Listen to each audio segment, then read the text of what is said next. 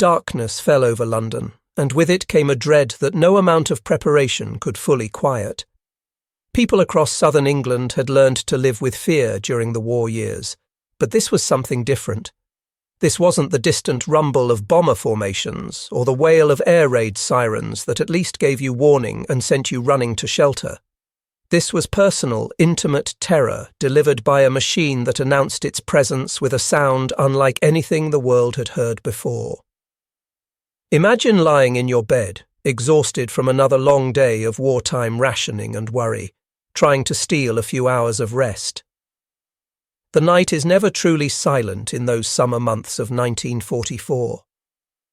There's always something, some distant sound carrying across the darkened city. But then you hear it. At first, it's just a faint mechanical cough somewhere far off on the horizon, barely distinguishable from the ambient noise of a city that never completely sleeps even in wartime. But it grows. That coughing, sputtering rhythm gets louder, closer, more insistent. Your body tenses involuntarily. Your breathing becomes shallow. Every muscle in your body goes rigid because you know what's coming. The sound is mechanical but somehow alive, a harsh, pulsating roar that seems to throb with malevolent intent. People would later struggle to describe it adequately. Some said it was like a motorcycle engine with a terrible misfire. Others compared it to a giant rattling its chains in the sky. The official designation was Vergeltungswaffe 1, which translates to Vengeance Weapon 1, but nobody called it that. To the people cowering below, it was the Doodlebug or the Buzz Bomb, names that seemed almost absurdly cheerful for something so deadly. Here's the truly diabolical psychological torture built into this weapon's very design. As long as you could hear that awful chugging roar echoing through the darkness, you were safe. Not comfortable, not relaxed, but alive, and likely to remain so for at least the next few moments. The sound meant the weapon was still flying, still passing overhead, still heading toward some other unfortunate location. You would lie there in the dark, tracking that terrible noise as it moved across the sky, holding your breath, silently pleading with the universe for it to keep going, to pass over your neighborhood, your street, your home. But then it would happen. Without warning, without any gradual decrease in volume, the engine would simply stop. The sudden absence of sound was more terrifying than any explosion. That silence was bottomless, absolute, suffocating. In that moment, time seemed to stretch and distort. Your heart, which had been hammering away in your chest, now felt like it was pounding hard enough to crack your ribs. You couldn't breathe, you couldn't move. You could only wait and count. 1, 2, 3, 4. The mathematics of death became intimately familiar to millions of people. When the engine cut out, the weapon would begin its final descent. It would glide silently through the air for somewhere between 10 and 15 seconds before impact. During those eternal moments, everyone within earshot was frozen in the same desperate prayer. Please let it be far away. Please let it hit somewhere else. Not here. Not now. Not me. And then the explosion would come, a massive detonation that shook buildings and shattered windows miles away. If you heard the blast, you were alive. You had survived this particular roll of the dice. But you knew with absolute certainty that others hadn't. Somewhere in the darkness, homes had been obliterated, families destroyed, lives ended in an instant. And you would lie there in your bed or crouch in your shelter, overwhelmed by a toxic mixture of relief and guilt and the knowledge that tomorrow night, or perhaps in an hour, or even in just a few minutes, you would have to endure this horror all over again. This was the summer of 1944, and these weapons had arrived just as the world thought victory was finally within sight. The Allied armies had stormed ashore at Normandy on the 6th of June, fighting their way inland through the hedgerows of France. Liberation was spreading across Europe. Hitler's empire was crumbling. The end seemed tantalizingly close. But Adolf Hitler had promised his people wonder weapons that would turn the tide of the war, and now those promises were manifesting in the skies over England. The first one struck London on June 13th, barely a week after the D-Day landings. Initially, people didn't know what to make of it. Some thought it was a damaged bomber trying to make it home. Others assumed it was some new type of conventional attack. But as more arrived, the truth became horribly clear. This was something new, something unprecedented. The Germans had created the world's first operational cruise missile, and they were using it to terrorize British civilians in a campaign of vengeance for the strategic bombing of German cities. The weapon itself was remarkably crude in many ways, which was part of what made it so effective. Unlike precision bombers that required trained crews and could be shot down by fighters or anti-aircraft fire, the V-1 was essentially a flying bomb that required no pilot, no return journey, no precision targeting. It was a blunt instrument designed for maximum psychological impact rather than military effectiveness. You launched it in the general direction of a major population centre. It flew until its fuel ran out, and then it fell from the sky and exploded. Simple, terrifying, devastatingly effective at spreading fear. The technical specifications might sound modest by today's standards, but in 1944 they represented a formidable challenge to any defence system. The weapon flew at approximately 400 miles per hour, which doesn't sound particularly fast now, but was faster than many of the fighter aircraft trying to intercept it. More problematic was its flight altitude. It cruised at somewhere between 2,000 and 3,000 feet, low enough to make it difficult for radar to track effectively, especially over land where ground clutter interfered with detection, but high enough that ground-based observers had very little warning before it passed overhead. For the fighter pilots scrambling to intercept these weapons, the challenge was immense and the danger extraordinary. First, you had to catch the thing, which meant your aircraft had to be fast enough to overhaul a target moving at nearly 400 miles per hour. Some older aircraft simply couldn't do it.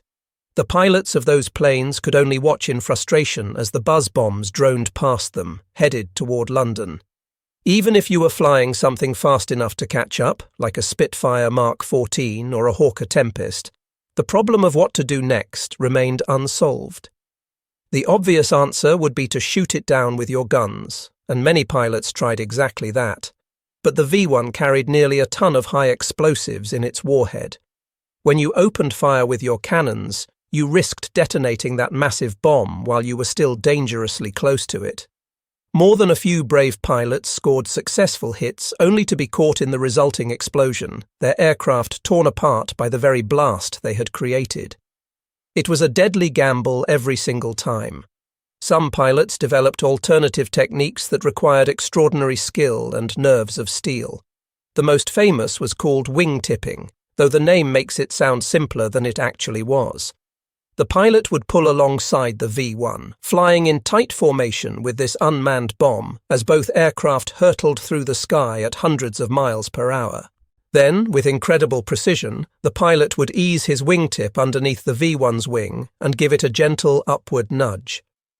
If done correctly, this would disrupt the V-1's gyroscopic stabilization system, sending it into an uncontrolled roll that would eventually cause it to crash, hopefully in an unpopulated area or into the sea.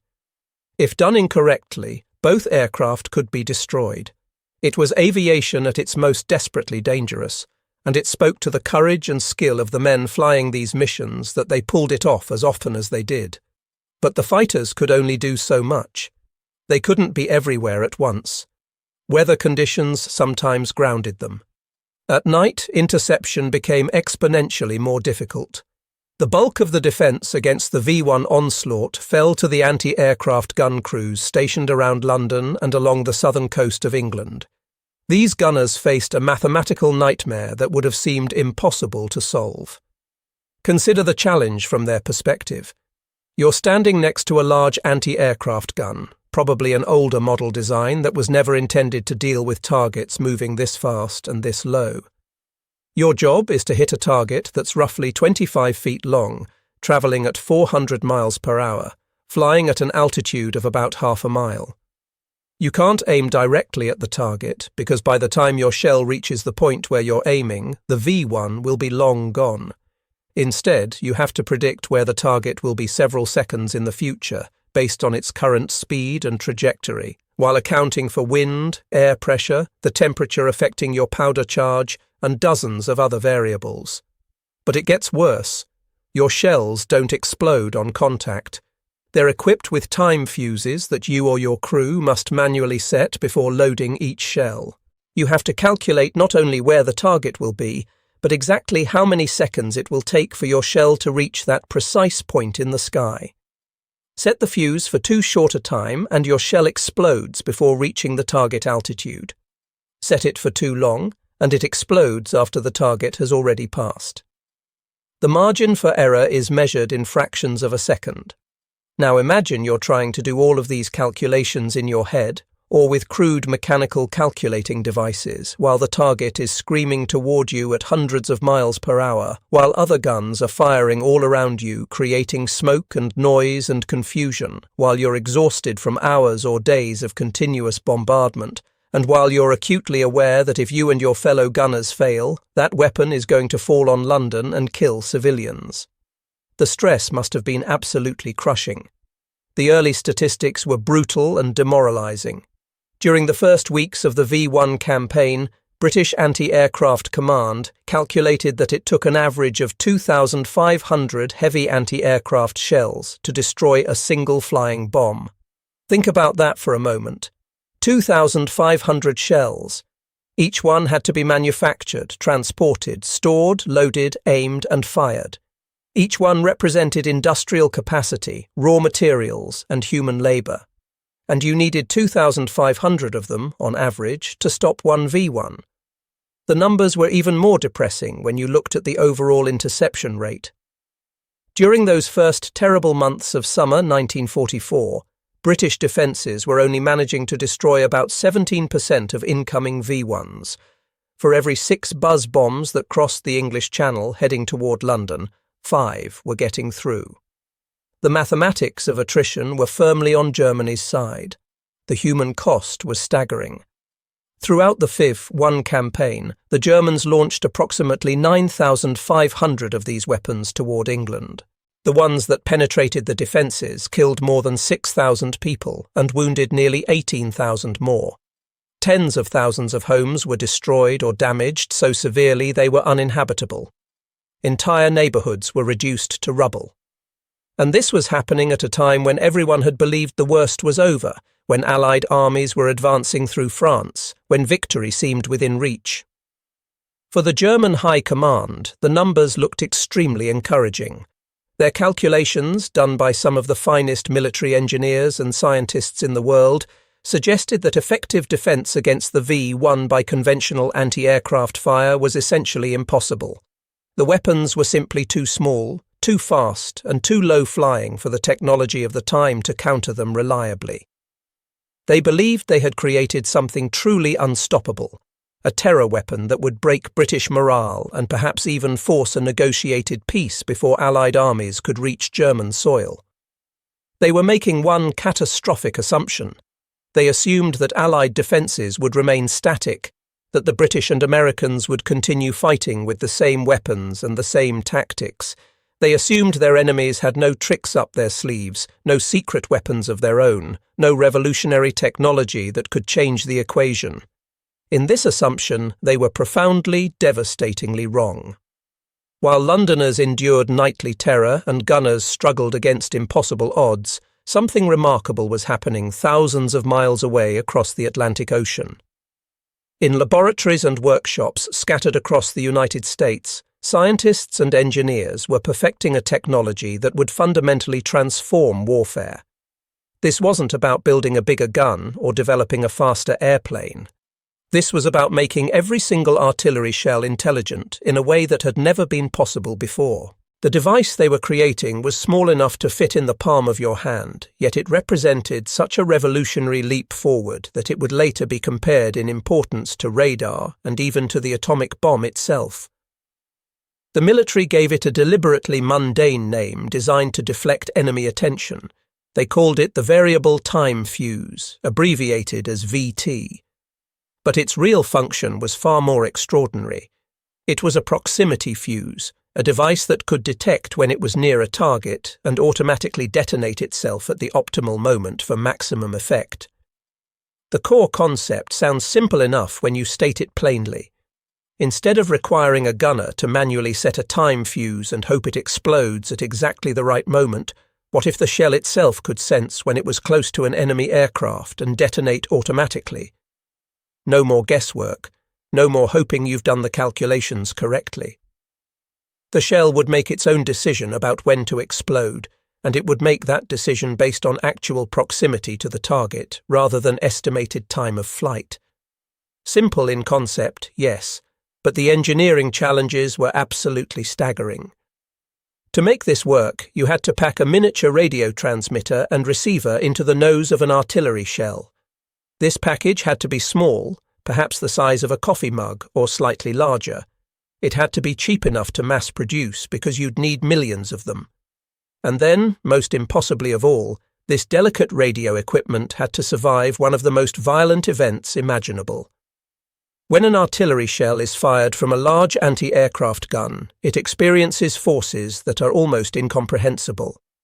The acceleration is measured at around 20,000 times the force of gravity. To put that in perspective, astronauts launching into space experience perhaps 3 or 4 times the force of gravity. Fighter pilots performing extreme maneuvers might pull 9 or 10 Gs for a few seconds. 20,000 Gs is a force so extreme it seems designed to destroy any mechanical device ever created. But it gets worse. The shell isn't just accelerated, it's also set spinning at thousands of revolutions per minute to stabilize its flight. So this miniature radio package has to withstand crushing force and extreme rotation simultaneously. And then, after surviving this incredibly violent launch, after being subjected to forces that would instantly kill any human being and crush most machinery into twisted metal, the device has to work perfectly. It has to power up, start transmitting radio waves, receive the reflections, process the signals, and make the split-second decision to detonate, all while hurtling through the air at hundreds of miles per hour. The electronics technology of the early 1940s was based almost entirely on vacuum tubes. These were fragile glass devices containing thin filaments and delicate internal structures. They were the kind of component that would shatter if you dropped them on the floor from a height of a few feet. The idea of making them survive 20,000 Gs seemed like pure fantasy. In fact, when German scientists evaluated the possibility of creating such a device, they concluded it was technologically impossible and abandoned their research. This decision, this conclusion that it simply couldn't be done, would turn out to be one of the most consequential mistakes of the entire war. The Americans and British, however, refused to accept that it was impossible. In 1940, as Britain stood alone against Nazi Germany, British scientists shared their early research into proximity fuses with their American counterparts. The challenge was handed to a remarkable team of scientists and engineers working under the direction of Dr. Merle Tuve at Johns Hopkins University in Baltimore. This group, known as Section T, would spend the next several years performing what can only be described as technological miracles. They attacked each problem systematically, refusing to be discouraged by setbacks. The vacuum tube problem seemed insurmountable until someone realized that the miniature tubes being developed for hearing aids might be suitable. These tiny tubes were more rugged than standard radio tubes, and a company called Sylvania began manufacturing specially reinforced versions designed specifically for proximity fuses. But even ruggedized tubes would shatter under the stress of being fired from a gun unless they were protected somehow. The solution was both elegant and practical. Engineers embedded the delicate vacuum tubes in a special potting wax that would cushion them against the violent forces of launch. Think of it like packing a fragile Christmas ornament in bubble wrap before putting it in a box, except the box is about to experience forces 20,000 times stronger than gravity. The wax worked, the tubes survived. Then there was the power supply problem. You needed a battery to power the radio circuits, but it couldn't be a normal battery.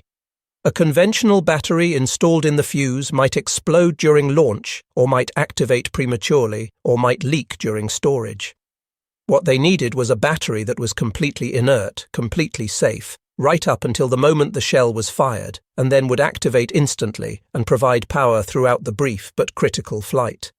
The engineers came up with a solution that was genuinely brilliant. They designed a small glass vial filled with an electrolyte solution and installed it inside the fuse.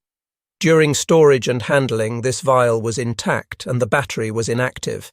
But when the shell was fired, the immense force of acceleration would shatter the glass vial, releasing the electrolyte. The rapid spinning of the shell would then distribute this fluid throughout the battery components, instantly activating it.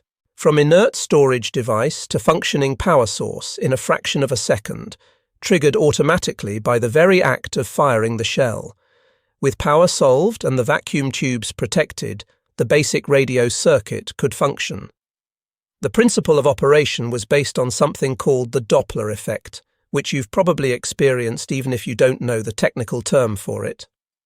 When an ambulance with its siren blaring drives past you, you notice that the pitch of the siren seems to drop as it passes.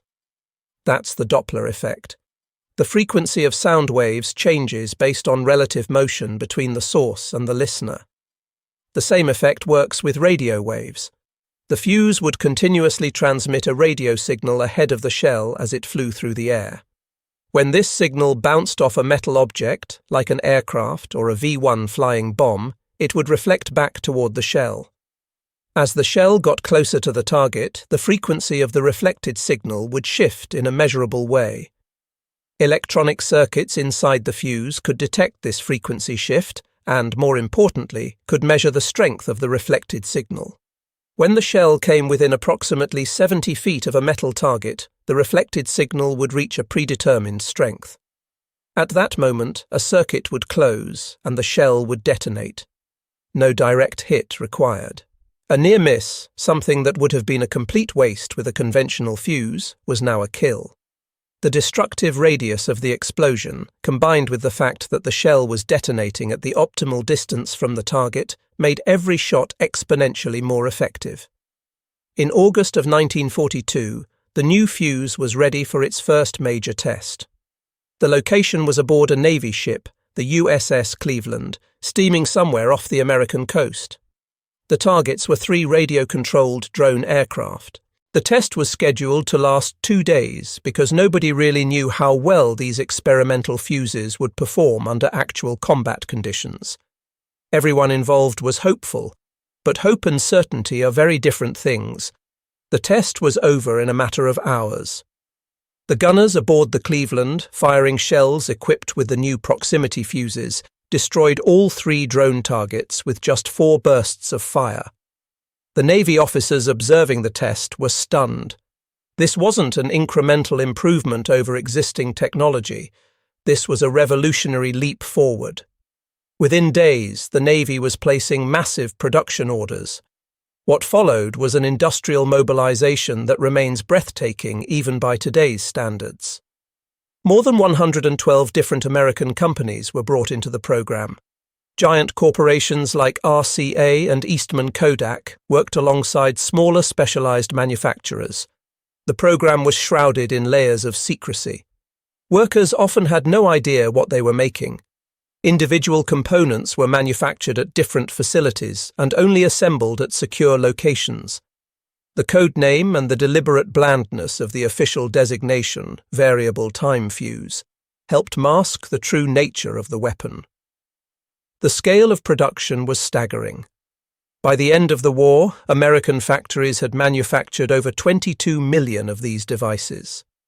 22 million miniature radar systems, each one a technological marvel, each one produced at a cost of over $1 billion in total. To put that in perspective, that's a significant fraction of what was spent on the Manhattan Project to develop the atomic bomb. But the truly remarkable story was the improvement in manufacturing efficiency. In early 1942, when production was just beginning, each proximity fuse cost around $732 to manufacture. That's an enormous sum, especially when you remember that artillery shells are expendable items used by the thousands in any significant engagement. At that price point, the fuse was barely practical. But American industrial might was just getting started. Engineers refined manufacturing processes. Production lines were optimized. New techniques were developed. Costs plummeted. By late 1943, factories were producing 40,000 fuses per day. At the peak of production in 1945, that number had climbed to 70,000 fuses per day, every single day, and the cost per unit had dropped from $732 to just $18. A revolutionary technology that had seemed impossibly expensive was now cheap enough to use liberally in combat. The Allies now possessed what can only be described as a war-winning weapon. More importantly, they possessed it in such quantities that they could use it freely without fear of running out, and their enemies had no idea it existed. Across the English Channel and the North Sea, German intelligence and scientific communities were suffering from a failure of imagination so profound it would have tragic consequences. This wasn't because German scientists were incompetent. Far from it. Germany had pioneered rocketry. They had developed the first operational jet aircraft. Their scientists and engineers were among the finest in the world. But when it came to the proximity fuse, their very expertise became a trap. In the late 1930s, German ordnance experts had conducted their own research into proximity fuses. They explored various approaches, including acoustic triggers that would detect the sound of an aircraft engine, infrared sensors that would detect heat, and radio-based systems similar to what the Allies would eventually develop. They conducted thorough analyses, ran experiments, and eventually reached a firm conclusion. Creating electronics capable of surviving the violent forces involved in firing an artillery shell was technologically impossible with current and foreseeable technology. Having reached this conclusion, they did what seemed like the rational thing. They abandoned the research and devoted their limited resources to other projects that seemed more promising. In a time of war, when resources are scarce and every decision matters, you can't waste effort chasing impossible dreams. From a resource management perspective, it was a logical choice.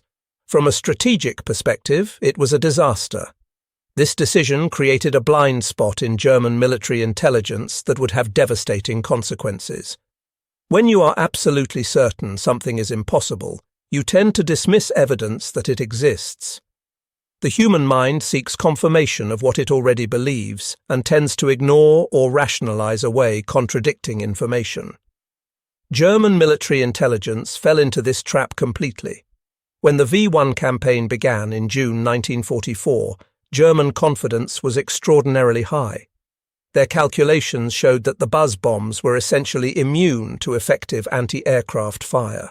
The numbers from Britain seemed to confirm this. Initial reports indicated that British defences were achieving only about a 17% interception rate.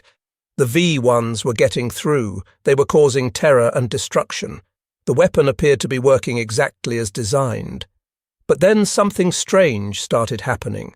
The reports coming back from agents and reconnaissance began to change. V-1s were being destroyed by explosions that clearly weren't direct hits. Weapons that should have been far from any shell burst were exploding in mid-air. The rate of interception was climbing, sometimes dramatically. German commanders were perplexed. This didn't match their predictions at all. Their first instinct was to look for flaws in their own system. Perhaps there was a manufacturing defect causing the weapons to explode prematurely. Maybe sabotage by the slave labourers forced to build these weapons in concentration camps. They investigated quality control. They tightened security at production facilities. They examined every aspect of the V-1's design, looking for weaknesses. They explored every possibility except the one that was actually true. Here's where the intelligence failure became truly catastrophic. German intelligence did receive reports suggesting that the Allies might have developed some kind of advanced fuse technology. Agents reported unusual patterns in anti-aircraft fire. Captured pilots sometimes made vague references to new ammunition. But every time these reports reached German scientific and technical experts for evaluation, they were dismissed. The reasoning was circular and self-reinforcing. We know that a rugged radio proximity fuse is impossible because our own experts have proven it's impossible. Therefore, any reports suggesting the Allies have such a weapon must be mistaken or exaggerated. Perhaps the Allies have made some incremental improvements to conventional time fuses. Perhaps they've gotten better at calculating firing solutions. Perhaps it's just statistical variation or Allied propaganda trying to make their defences seem more effective than they really are. But it can't possibly be a true proximity fuse because that's impossible. This kind of intellectual trap is more common than you might think. It happens to individuals, organizations, and entire nations. You become so convinced of your own analysis that you literally cannot see evidence to the contrary, even when it's right in front of you. German intelligence had built a filter through which all information had to pass, and that filter was the assumption that proximity fuses couldn't exist. Any information suggesting otherwise was automatically suspect and usually discarded. Allied counterintelligence, for their part, worked brilliantly to exploit and deepen this confusion. Through the double-cross system, British intelligence had captured virtually every German spy operating in Britain and turned many of them into double agents.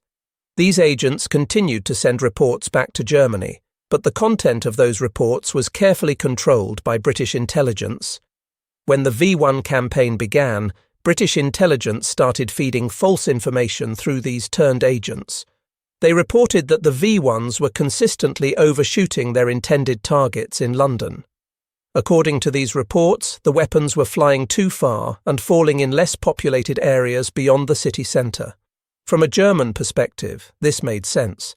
Maybe the guidance system needed calibration. Maybe the fuel calculations were off. It seemed like useful intelligence. Based on these reports from their own supposedly loyal agents, German commanders began recalibrating the V-1 launch parameters. They programmed the weapons to fly shorter distances, assuming this would bring them down in central London, where they would cause maximum damage and terror. In reality, the reports had been completely fabricated. The V-1s had been hitting their intended targets just fine. By adjusting the weapons to fall short, the Germans were now causing them to crash in less populated areas or even into the English Channel before reaching the coast. It was a masterful piece of deception, and the Germans never suspected they were being manipulated. The summer of 1944 passed. The V-1 attacks continued. British defences struggled but held, and German intelligence remained completely blind to one of the most important technological developments of the entire war. The evidence was all around them, but they couldn't see it because they were convinced it couldn't exist. That willful blindness was about to cost them dearly. The final brutal proof of Germany's catastrophic blunder came in December 1944 during the Battle of the Bulge. This was Hitler's last great offensive in the West, a desperate gamble to split the Allied armies and potentially force a negotiated peace. German forces achieved complete tactical surprise, smashing through American lines in the Ardennes forest and creating a massive bulge in the Allied front line, which gave the battle its name. For a few terrifying days, it looked like the German offensive might succeed. American forces were reeling, falling back in confusion. The situation was so desperate that Allied commanders made a momentous decision. For the first time, they authorized the use of proximity-fused shells in land-based artillery. Up until this point, the VT fuse had been used almost exclusively in naval anti-aircraft guns and in the anti-aircraft defences around London against the V-1s. The Allies had been extraordinarily careful to prevent the technology from falling into German hands. They feared that if the Germans captured intact examples and reverse-engineered the technology, it would negate the Allied advantage. Using VT fuses over land, where duds might fall into enemy territory, had been considered too risky. But the bulge was different. The situation was desperate enough that the potential tactical advantage outweighed the risk of compromise. Allied artillery batteries were issued proximity-fused shells with instructions to use them liberally against German infantry and armour. The effect on the German soldiers was apocalyptic. For centuries, infantry had known that the best defence against artillery was to take cover. You dig a foxhole or trench. You shelter behind a wall or in a building. You get low, and you make yourself as small a target as possible. When shells exploded on impact with the ground, this tactic worked reasonably well. The blast and fragmentation would spread outward and upward from the point of impact, and anyone in a hole or behind cover had a good chance of surviving. Proximity-fused shells changed this calculus completely and horrifyingly. These shells didn't wait to hit the ground. They detonated in the air, directly above the troops below, at the optimal altitude to send deadly fragments downward in a cone of destruction. Foxholes and trenches that would have provided protection against conventional artillery became death traps. Soldiers taking cover in forests found no safety as shells burst among the treetops, sending shrapnel slashing downward through the branches. German forces had no warning, no understanding of what was happening. One moment they were advancing through the forest or sheltering in their positions, and the next moment shells were exploding above them in a way they had never experienced before. The psychological impact was devastating. There was nowhere to hide, no effective defense. Soldiers who had survived years of combat found themselves facing a weapon that seemed to defy the rules of artillery as they understood them. The testimony of German officers captured during and after the bulge revealed their shock and confusion. They reported that American artillery had suddenly become exponentially more effective. Casualties from artillery fire had skyrocketed. Units that would normally have been able to weather a barrage while dug in were being decimated. Nobody could explain what had changed. During the fighting, German forces managed to overrun an American ammunition depot. Among the materiel they captured were thousands of artillery shells fitted with proximity fuses. Finally, after months of mysterious kills and unexplained losses, the Germans had physical evidence in their hands. They could examine actual examples of the technology that had been destroying their V-1s and was now slaughtering their infantry. But it was far, far too late. The German army was in full retreat. Their industrial capacity had been shattered by years of strategic bombing.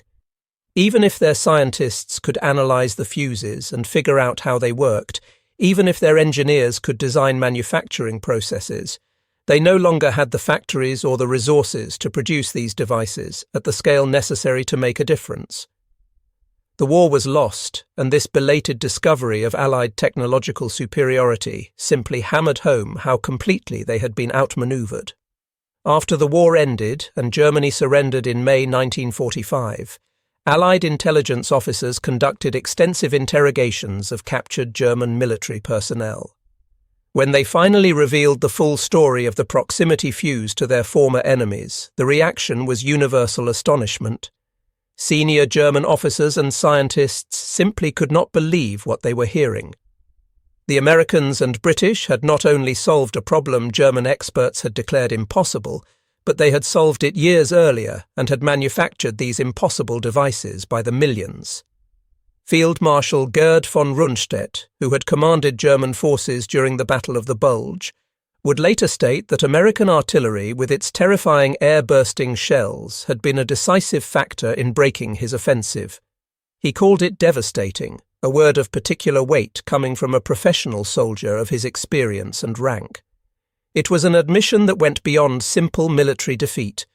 It was an acknowledgement that Germany had been comprehensively beaten in the technological war, that their enemies had achieved breakthroughs they hadn't even imagined were possible.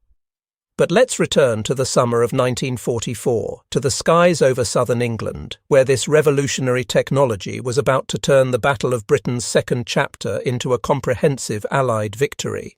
The commander of Britain's anti-aircraft command was a general named Frederick Pyle, a man who had spent years developing Britain's air defences and who understood better than almost anyone the mathematical nightmare his gunners were facing. General Pyle made a critical and controversial decision in late July. He ordered a massive redeployment of anti-aircraft forces. Hundreds of heavy guns were moved out of the London suburbs, where they had been positioned to provide close defence of the capital. Instead, he concentrated them along the southeastern coast of England, creating a dense belt of anti-aircraft fire that any incoming V-1 would have to fly through before reaching London. This decision was risky for several reasons. It meant removing immediate protection from London itself. If the coastal defences failed, V-1s would have a clear run to the city with no further obstacles. It also created political problems because it looked like the military was abandoning London's defence. But Pyle understood something crucial. For his guns to be effective, they needed clear fields of fire without worrying about civilian casualties or collateral damage. Along the coast, guns could fire freely. If a shell missed its target or a V-1 was damaged but didn't explode immediately, it would fall into the English Channel rather than into neighbourhoods. The coastal deployment created a clearly defined killing zone where gunners could engage targets without the complex calculations and restrictions that came with firing over a densely populated city.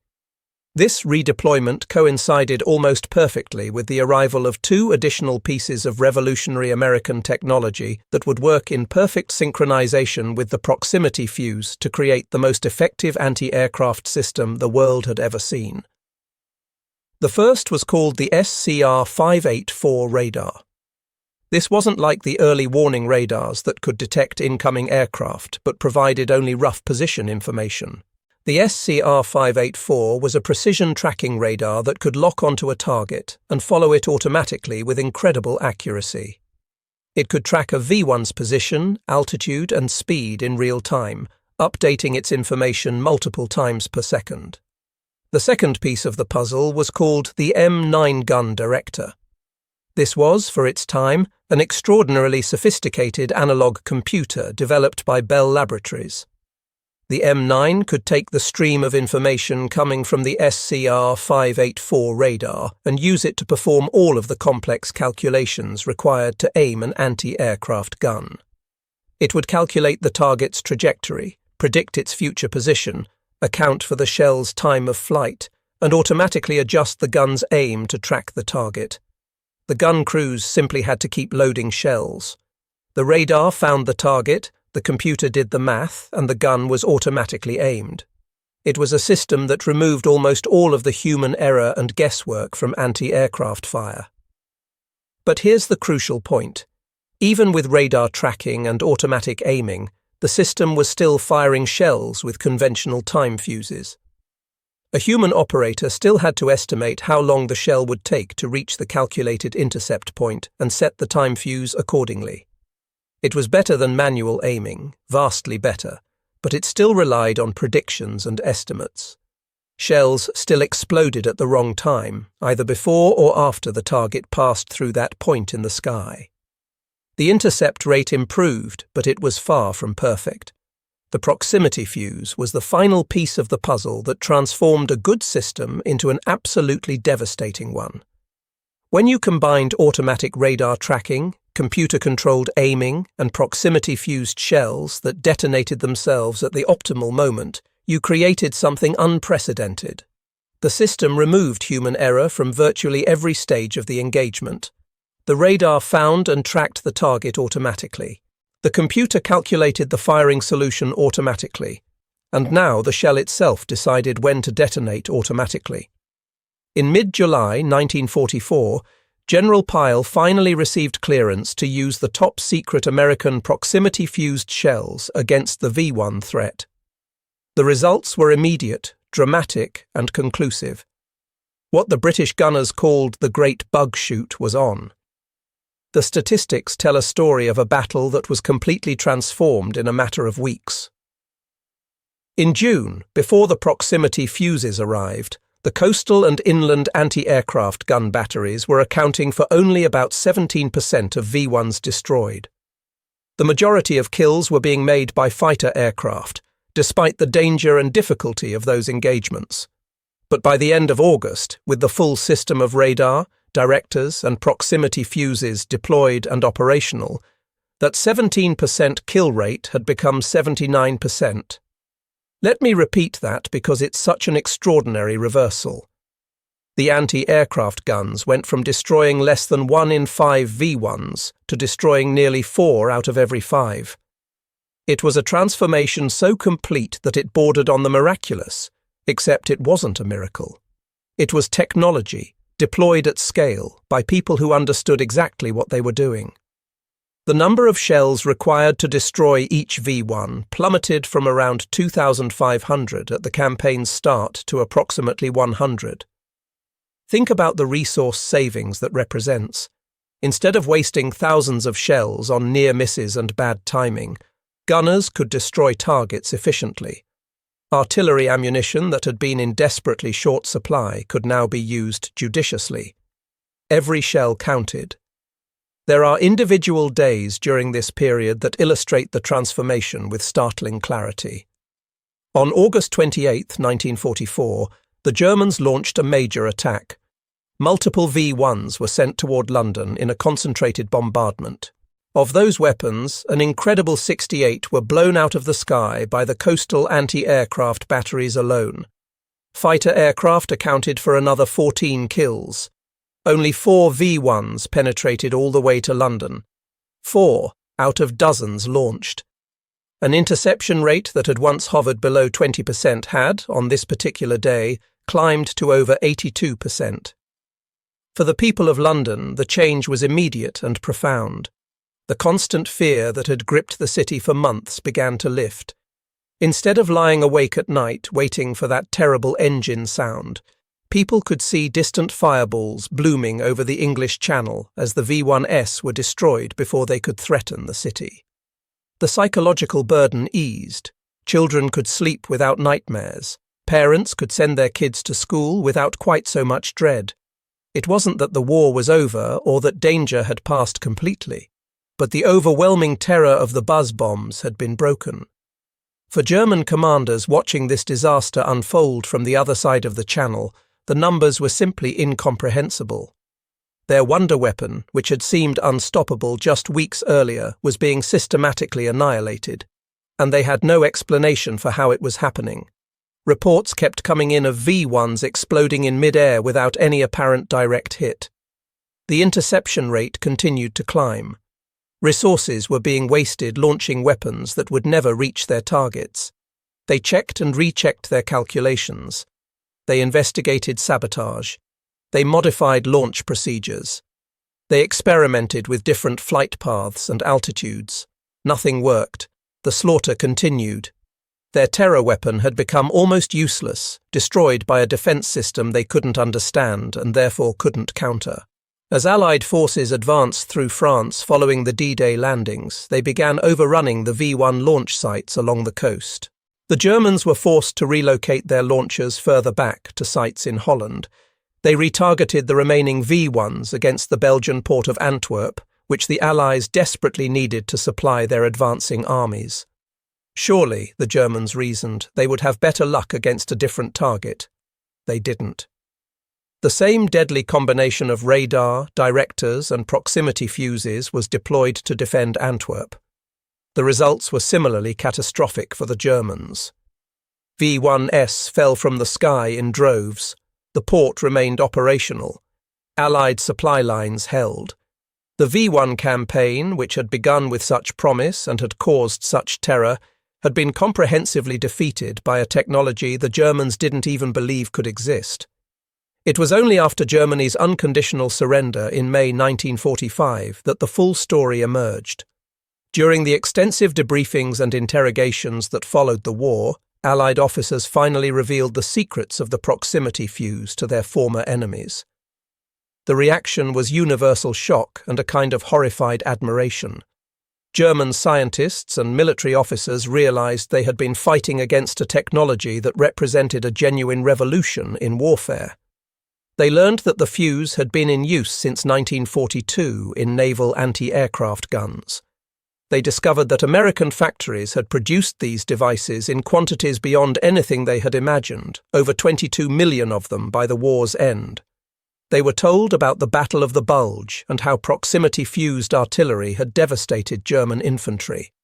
They were forced to confront the reality that while they had convinced themselves such a weapon was impossible, their enemies had not only built it but had perfected it to the point where it could be mass-produced at a cost of just $18 per unit.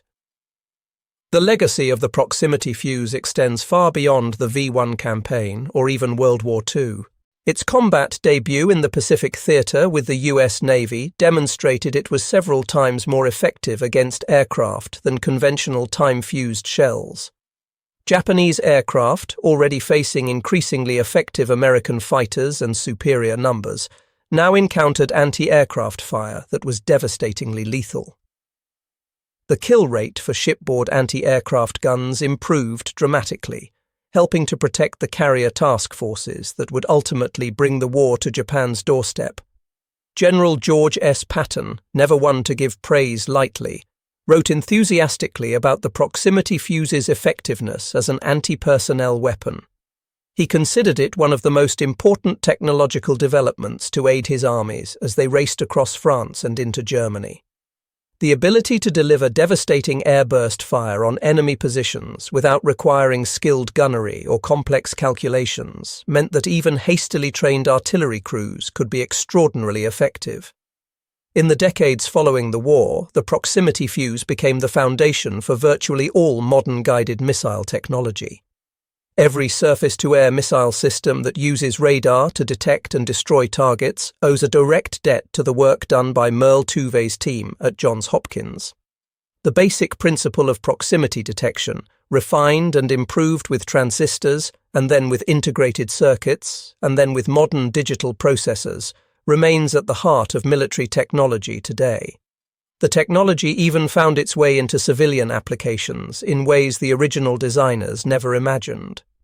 The basic concept of using radio waves or other sensors to detect nearby objects led to the development of automatic door openers, proximity sensors in automobiles that warn drivers of nearby obstacles, and countless industrial safety systems.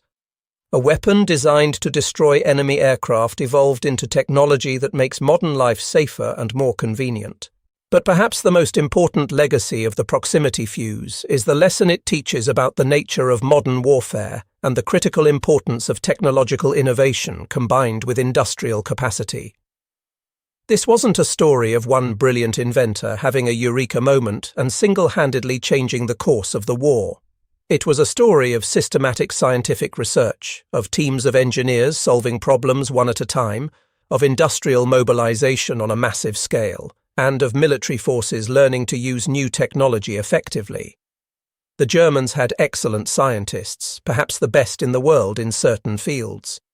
They had developed remarkable weapons, including the V-1, the V-2 ballistic missile, and the first operational jet aircraft. But they made critical mistakes that ultimately doomed them. They underestimated what was possible. They convinced themselves that certain problems were unsolvable.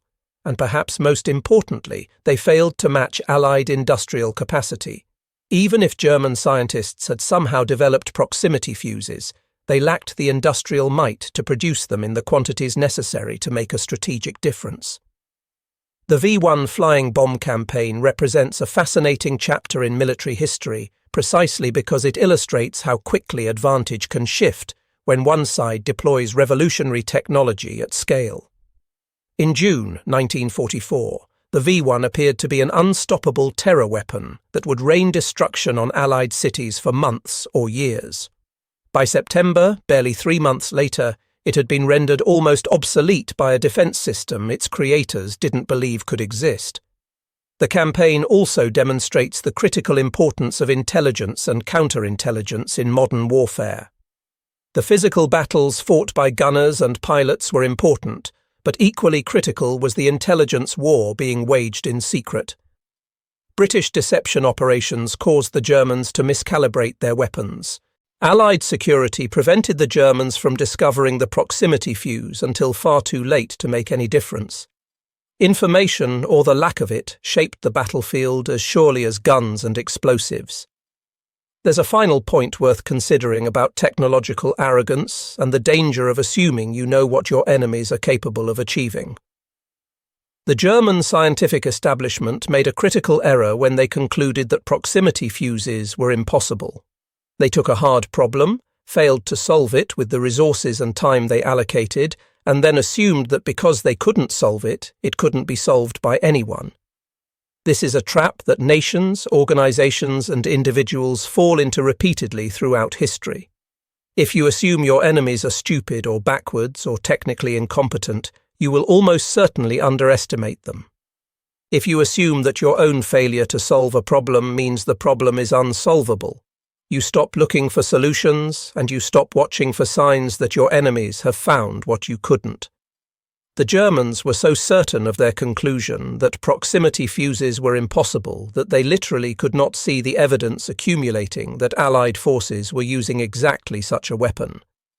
Their own expertise became a blindfold. The story of the V-1 and the proximity fuse is ultimately a story about two very different weapons. One was loud, visible, and terrifying. Its very name, vengeance weapon, announced its purpose.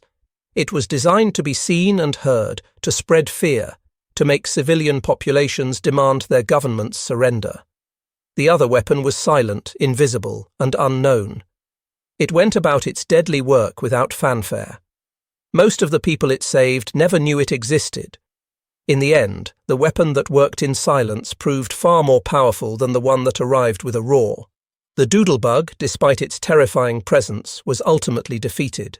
The proximity fuse, despite being unknown to the public and unacknowledged by the military for security reasons, fundamentally changed warfare. It's a reminder that in modern conflict, the loudest weapon isn't necessarily the most effective. Sometimes the deadliest tool is the one your enemy never sees coming because they've convinced themselves it cannot exist.